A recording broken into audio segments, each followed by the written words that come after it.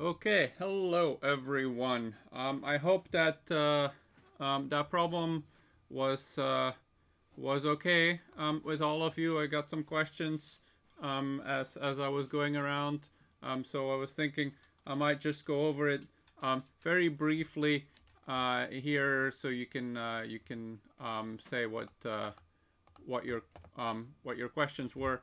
Um, so I'm gonna pull this up here on the slides. So this is just the UMLearn interface, and I'm just pulling this up here for the diagram. So how would you set up a problem like this? And let's focus on the individual problem where there was an acceleration to the left at 20 meters per second squared, right? So that would add to these. That would mean that the resultant force of these forces, the net force, has to be towards the left, right? Has to result into an acceleration to the left. And let's see what's the mass that we have. So it's a 1 kilogram mass, which numerically makes things very easy. So if we go to our so if we go to this problem, where's my there's so we have a force Fa in this direction, a force Fb in this direction. I think this was 60 degrees. This was 30 degrees. There's a force W in this direction, which was 1 kilogram times 9.8 meters per second squared, right? Okay. By the way, you can all see this, I hope. Give me a thumbs up if you can, so I know that I'm not talking to the vast emptiness of space. Excellent. So the net force has to be exactly in this direction, right? The net force has to be in the direction to the left, such that the net force is mass times, or let me write this differently, because I've done that last time as well. So the acceleration, which is 20 meters per second squared towards the left, must now be the net force divided by the mass. So it's going to be the net force, or that means that the net force must be mass times acceleration, so 1 kilogram times 20 meters per second squared towards the left. So now I can, of course, put this in components, right? I can put this in x and y components separately. So so yeah, and in this case, you can, of course, you can use, for simplicity, we can approximate this as 10, and that's going to make things a lot easier. So let me actually do that rather than carrying this factors of g. So in the x direction, our components are that the net force, the x component in the net force, is minus 1 kilogram times 20 meters per second. So that's 20 newtons in the negative x direction. That's our F net component. That must be the x component of Fb, which is the magnitude of Fb, which I'm just going to write as Fb without a vector sign, times cosine 60 degrees, plus or minus Fa times the cosine of 30 degrees, right? In the y direction, we have something similar. Now the net force has a 0 component in the y direction.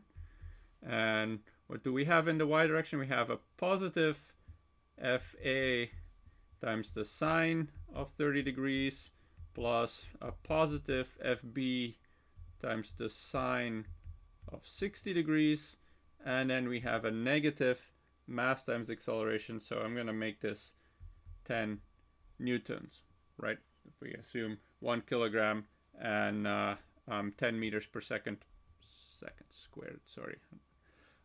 So that gives us two equations and two unknowns. The unknowns are Fa and Fb. So now we got to solve those, right? And of course you can use any of your favorite methods to solve this.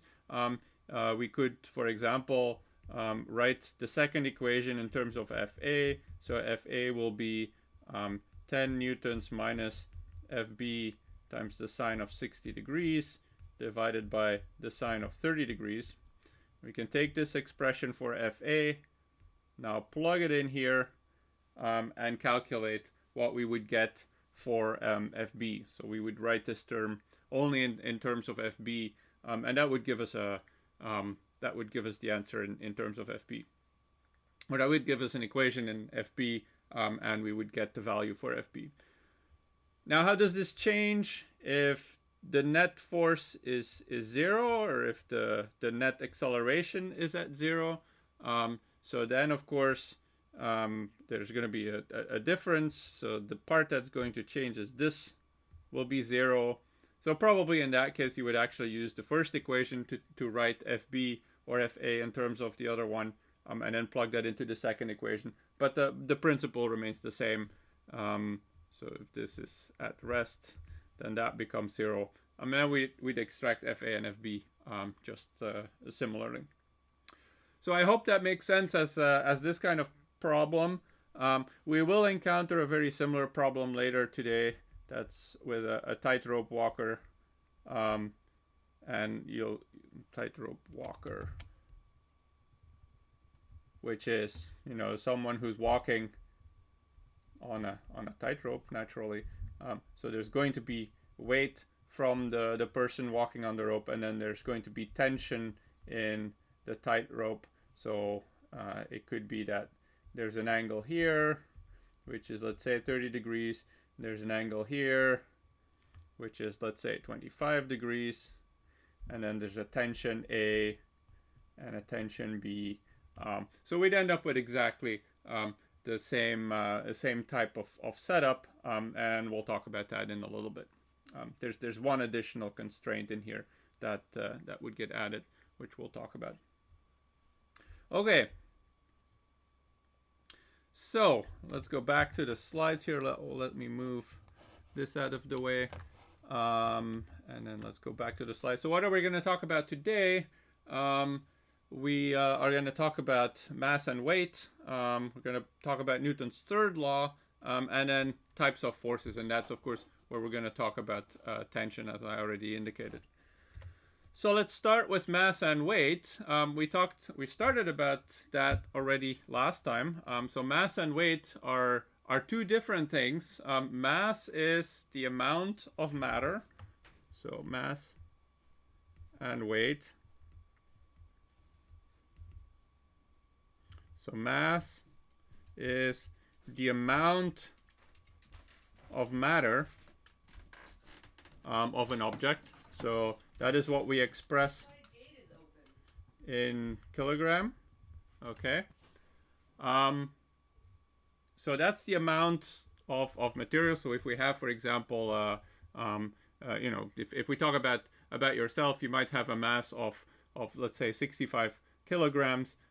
So that is the amount of matter that composes you. Then there's the weight, which is now a different thing in physics. That's the force due to gravity on this mass. And that's, since it's a force, it's expressed in newtons, right? So if I have a mass of 65 kilograms, that would, on Earth, correspond to a weight in newtons, and in this case, it is going to be defined as the mass times the acceleration. Since this is a force, of course, it's going to be a vector quantity. So it's going to be mass times the acceleration that we already introduced in problems of free fall. So that's going to be m times g minus g in the y direction. So that would be 650 newtons approximately, assuming 10 meters per second squared here. So keep those concepts separate in physics. Mass is the amount of matter, the weight is the force. So there's no such thing as a weight of 65 kilograms. There's a mass of 65 kilograms, and there's a weight that corresponds to the force on that object. Why is it important to keep that separate? Well, because of course, this factor g is not necessarily the same everywhere. So someone's weight might change depending on whether they're high up in Denver, a mile above sea level, or even higher, or whether they're maybe at sea level, maybe they're in an orbit around the Earth, or maybe they're in free fall. So an object in free fall, which is subject to a force due to the weight. So that's the weight. There's no other forces. Let's ignore drag here. So this object will have a mass. It will have a weight that's m times g, at least close to the surface of the Earth. But this might be, if you go to a very high heights, then g might be a little bit smaller. So now that, of course, explains with Newton's second law what we already saw in the problems about free fall, right? If this is the weight, if this is the force on this object, then the net force for an object that is falling will be only the weight, will be minus mg in the y direction. So that means that the acceleration of this object in free fall,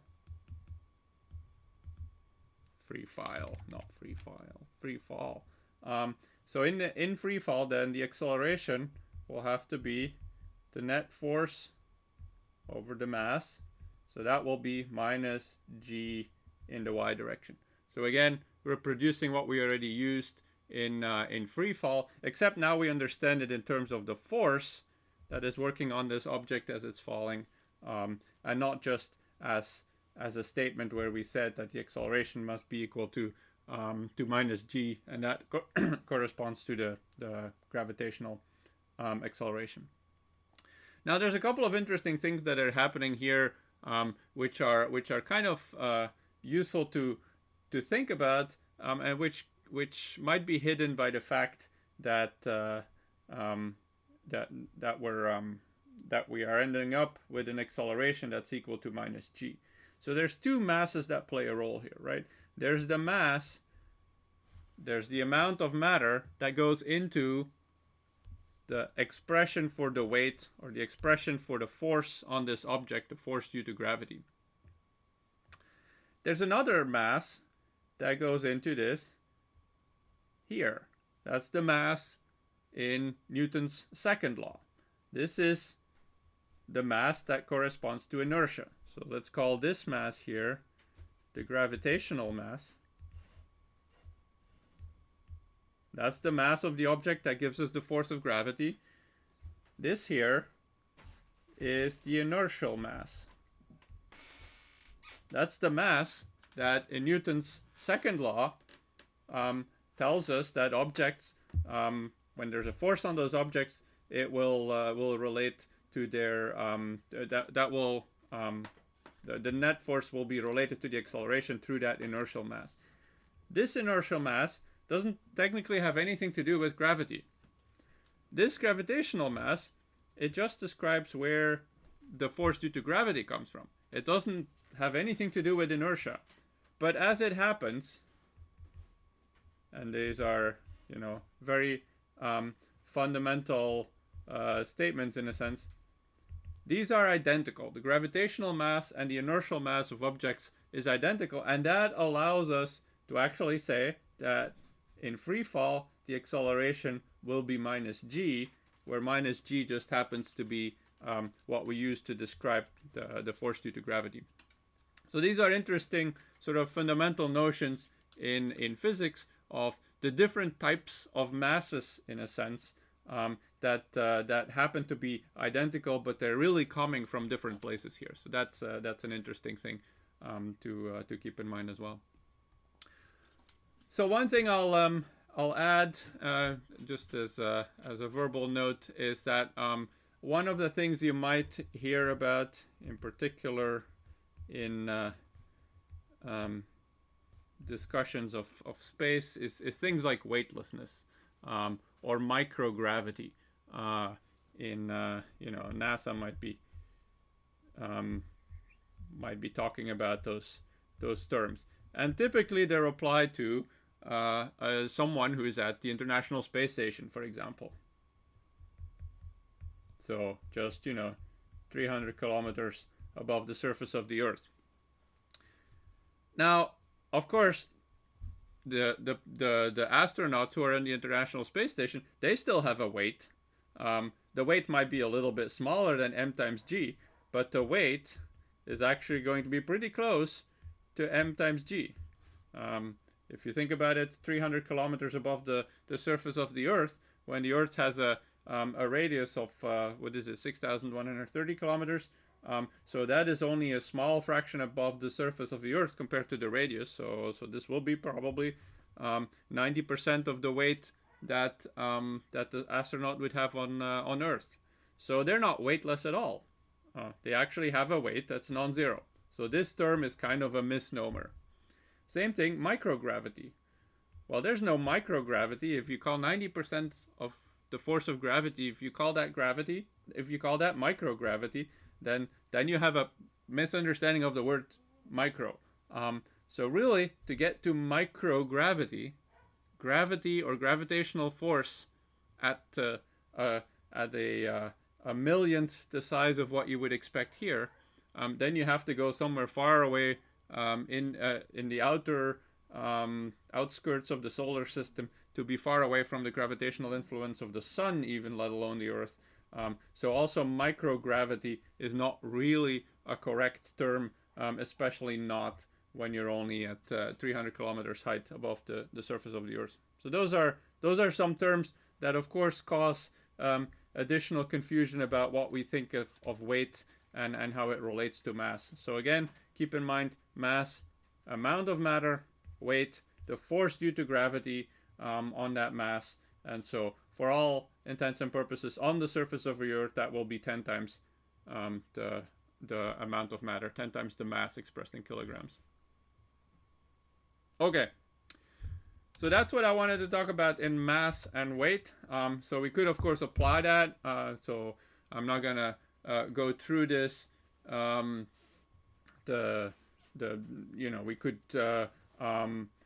We could come up with a problem like this. There's a weight of 180 newtons, so that will be an 18 kilogram mass. There's an acceleration that is pointing upwards, so there must be a resultant force that's up. So what's the force that has to apply on this object to result in that net force that points up, and what's the magnitude of that force has to be. So we can calculate that as an example of a problem that you would encounter. Now, with the individual problem, you already did something that was slightly more complicated, so I'm not going to go through that. So let's instead move on to the next topic, which is Newton's third law. And so for those of you who are keeping track, we've seen Newton's first law, the law of inertia. We've seen Newton's second law, F equals ma. Newton's third law is the last one. And Newton's third law states that, this is the law of action and reaction, it states that for every force from one body on another, with every force of one body on another, there corresponds an equal and opposite force from that second body back on the first.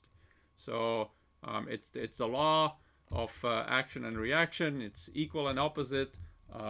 So that's something you probably have heard at least in common language. So Newton's third law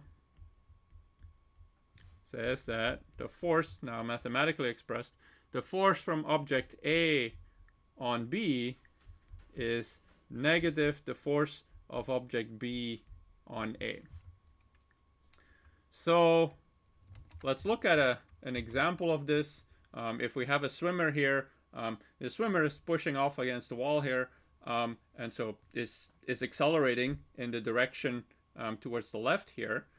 And when the swimmer is accelerating, there must be a net force towards the left, and that's the net force from the wall on the feet of the swimmer. So the system of interest here is the swimmer, and the external force working on the swimmer is the force from the wall on the feet. That's the force that is propelling the swimmer. The Newton's third law reaction pair, the force that is equal and opposite to the force from the wall on the feet, is going to be the force from the feet on the wall. So this is a force that the swimmer exerts on the wall, and it is pushing towards the right. It's equal and opposite in magnitude. It's equal in magnitude and opposite in direction. But this is now a force that is external to kind of the rest of the world. So that's the force that applies onto the wall. And so, in some sense, if the wall was not fixed, it would cause the wall to accelerate in the direction towards the right. So that's the force that is equal and opposite and is pushing against the other side. So this is of course, one example. The swimmer. There's other examples we can think of. So there's a climber here, for example. So the climber is pulling down on the rope, and at the same time, the equal and opposite force is that the rope is pulling up on the climber. So those are equal and opposite forces that are essentially applying from one system on another, and then from the other system back on the first system. Another example is a runner. So this is very similar to the swimmer, actually. So the runner pushes against the ground, but the ground pushes back against the runner. And it's the ground that pushes back up against the runner and forward that is going to result in a net force that is propelling the runner forward. So in this case, there will be on the runner, there will be two forces that apply. There's the net force upward and forward. That's this force minus F here. And then there's the weight of the runner that is pointing down. So the net force will be a horizontal forward acceleration, will lead to a forward horizontal acceleration. Another example someone posted in the chat. So yes, rocket exhaust gases. So rocket exhaust gases. So if you have a rocket and there's an engine here, so there will be, in some sense, you can think of this as there's a combustion chamber here, and there's going to be gas that is expanding in all directions. So there will be some force that is pushing against this side of the exhaust chamber, but there won't be any force pushing against the other side of the exhaust chamber. So it will result in a net force in that direction on the rocket, if you think of the rocket without the burning gases as the system of interest here. So again, that is going to be the thing that is causing the rocket to propel forward, or naturally upward, not forward. Now, there's one thing that often leads to confusion in this equal and opposites law. These forces are equal and opposite.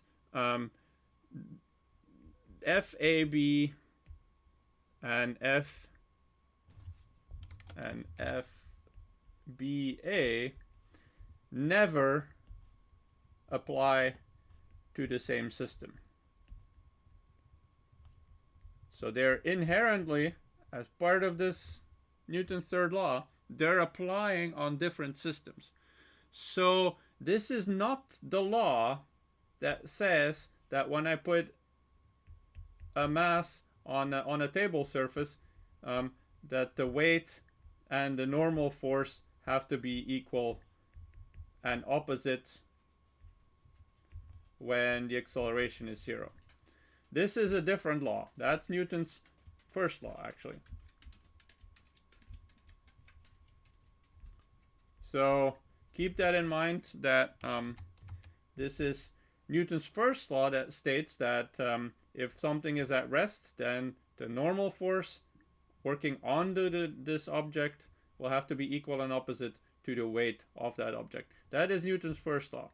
Newton's second law, Newton's third law, sorry, would say that the force, the normal force that is working from the table onto the object, is equal and opposite to the force of the object onto the table. So it's important to keep those things separate. And so there's actually another drawing that actually takes this a step further. So let's think about a package that's on a scale. So essentially it's the box on a table, right? So we have the weight that's working on this package, and there's a contact force that is pushing up against the package. Those are the forces working on the package. And so Newton's first law says that those two forces have to be of the same magnitude and opposite, so that they end up having a zero acceleration so there's a zero net force and therefore a zero acceleration. Then there's a Newton's third law pair, which says that the force from the scale onto the package is the same and opposite as the force from the package onto the scale. Now the scale is also not accelerating, so the force due to the package on the scale and the force due to the earth on the scale would also have to be canceling out according to Newton's first law, right? So there's all these different aspects that you can write down. For every force, there will be a third law pair or a force that corresponds with it according to Newton's third law, but not for every force will there be a second law pair, first law pair. There could be multiple forces that combine, so we don't expect in Newton's first law to have all these forces nicely cancel. And actually in the problem that you prepared for today, there were no two forces in that problem that canceled exactly with each other. They were at angles, and we had to look at different components. So there's also a Newton's third law pair that corresponds to the weight. So the weight, which is the force due to gravity on the box from the Earth, there's an equal and opposite force on the Earth due to the gravity generated by this box. Now, of course, this weight, this force on the Earth will be equal in magnitude, but it will cause a much smaller acceleration in the Earth. So the acceleration due to the Earth will be that force divided by the mass of the Earth, whereas that force divided by the mass of the package is, of course, going to be a lot larger. So keep in mind all of these different pairs of forces that we can have, and that will be important. So let's apply this to not this system, although keep that in mind as well. This is a good example to look at, but let's look at this particular problem. So yes, someone is asking, if you're standing on a scale and you measure your own weight, then you were also there's the same force that you are exerting on the Earth, and that you're pulling the Earth up with the same amount, with the same force that the Earth is pulling you down with. So let's apply that to a problem. I will let you talk about this in your rows for a little bit. So we've got two blocks here. They're on a frictionless surface, so they can just slide. It's a one-dimensional problem. One block has a mass of 2 kilograms, this block has a mass of 6 kilograms, and there's an external force of 24 newtons. What's the acceleration now of M1? What's the acceleration of M2? And then what's the force of M1 on M2, and what's the force of M2 on M1? So take a minute or so to calculate that. So I'll let you all talk to each other.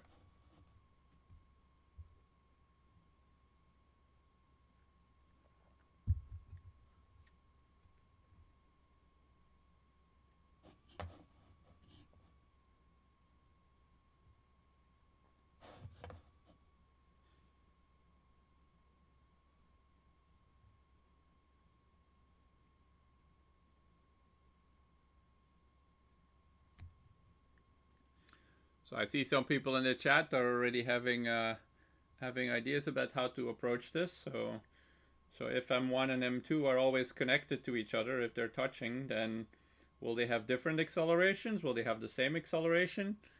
Can we treat them as one body that has a mass of M1 plus M2?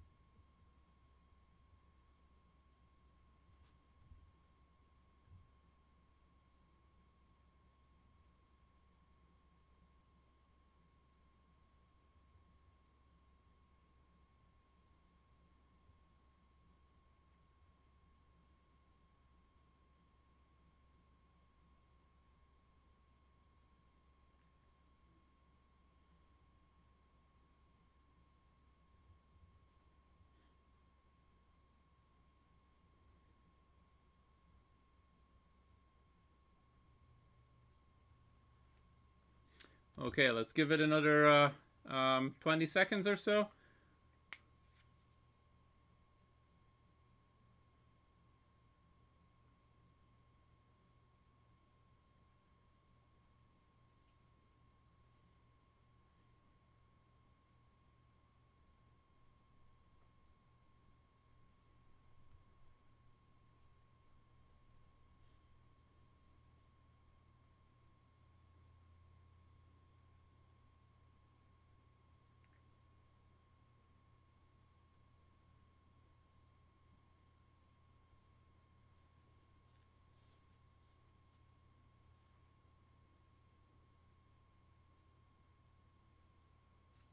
Okay, so let's look at this problem, right? So if this mass is in contact with mass 2, then it will have to move with the same acceleration, right? If one of them were to accelerate at a different rate than the other mass, then it would start to they would have to move into each other, which we're not, of course, allowing here. So the acceleration, the total acceleration of both blocks, or the acceleration of each block individually as well, will be that total net force external onto the system of M1 and M2 divided by the total mass. So it will be 24 newtons divided by 8 kilograms. So it will be 3 meters per second squared. The acceleration is 3 meters per second squared in the direction towards the right. That will be the acceleration of M1. It will be the acceleration of M2. Will be the acceleration of the combined system M1 and M2. So now let's talk about block 2. What are the forces that apply on block 2? Well, there's only one force. There's an external force from block 1 on block 2. That's the force that applies on block 2. So that's this force from mass 1 on mass 2. That's the external force if we only consider mass 2. Now we know now that the acceleration of block 2 is 3 meters per second squared. So if there's 3 meters per second squared, if the acceleration is 3 meters per second squared, the mass is 6 kilograms. That means the net force has to be 3 times 6 newtons, or 18 newtons. So the force from block 1 onto block 2 will be 18 newtons towards the right. So that means that the force from block 2 on block 1 is minus 18 newtons. Force from block 2 onto block 1 is minus 18 newtons. So the minus 18 newtons is applying towards the left on block 1. 24 newtons is applying towards the right on block 1. So the net force will be 6 newtons towards the right. Does that make sense? Well, 6 newtons on a block of a mass of 2 kilograms will give us an acceleration of 3 meters per second squared, 6 divided by 2. So we again find that all of this makes sense. The acceleration is 3 meters per second squared towards the right, as we had already determined earlier. So all of that, as Isaac says, that all makes sense. So the forces, keep them in mind. There's forces towards the left, there's forces towards the right, but ultimately we end up having the force on mass 1. There's a component to the left, or there's one force to the left, to the right. There's a force to the left, and they end up adding up in such a way that the acceleration is indeed what we got when treating the masses as one single object. Okay. So that's one example of how we would apply Newton's third law in calculating what the force is of M2 on M1. Okay, I don't know why it's not moving forward. Okay, there we go. So let's go for the last 5 minutes of the class. Let's talk about the types of forces. I know we started this chapter on dynamics with some of the types of forces, and we're just going to go over some of those again, but maybe now with some hindsight and some more comments. So first of all, there's of course the weight, which I think I have I don't have a specific slide for that, but we already talked about the weight. So the weight is the force that is going to be always vertical. And let me actually write this down here. The types of forces. So let's start with the weight. Always vertical. So even if the y-axis is not vertical, the weight is still going to be vertical, right? So we can pick our x-y coordinate system in any way we want. So if we pick a coordinate system for whatever reason that is like this, then the weight will of course still be vertical. So this, in this case, is not parallel to y, but this is still going to be vertical. So don't think that the weight always has to be in the y direction. It always has to be vertical. So that's our first force here, or first type of force, the weight. The next type of force is the normal forces, which we've already talked about. Those are the forces that those are contact forces between different objects. So we have the force from, for example, the table on this bag of dog food. There's a normal force that is applying from the table onto this bag of dog food. And in this case, the normal forces are, as the name says, always normal to the surface. So the weight is vertical. The normal forces always normal to the surface. And it's the surface at the point of contact.